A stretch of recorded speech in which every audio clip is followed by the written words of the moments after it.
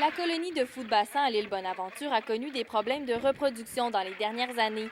La bonne nouvelle, c'est que cette saison, le nombre de nids est pratiquement le même que l'an dernier. D'une part, la colonie est stable, donc il y a eu une augmentation ces 2 dernières années qui nous ramène autour de 54 000 couples. Avec les juvéniles, dites-vous qu'il y a à peu près 110 000 fous de bassin là, dans la colonie de l'île Bonaventure. Autre point positif, c'est que le taux reproducteur a atteint 47. En 2014, il était à un peu moins de 40.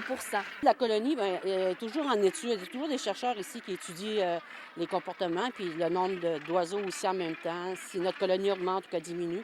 Pour l'instant, notre colonie est quand même en bonne santé. Le Parc national de l'île Bonaventure et du Rocher-Percé tente de sensibiliser les visiteurs aux enjeux entourant la colonie de foot-bassin. Parce que ces oiseaux-là, ils vont quand même se nourrir en mer. C'est des oiseaux marins, donc ils mangent des poissons. Et quand ils vont en mer, c'est dangereux de se prendre dans des filets de pêche ou d'envaler des morceaux de plastique ou des choses comme ça. Fait que de faire un peu de prévention comme ça auprès de la clientèle, c'est important parce que ça les sensibilise en même temps. Ça prend la recherche pour documenter, alimenter, connaître, avoir l'information. Parce que nous, la vulgarisation scientifique, c'est notre mandat dans un parc national. Donc, ça nous prend cette information-là pour la transmettre à la clientèle.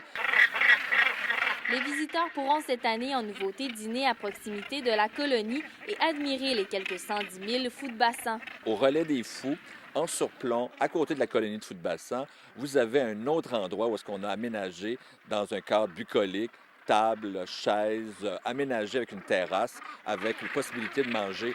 Stéphanie Collin, à l'île Bonaventure.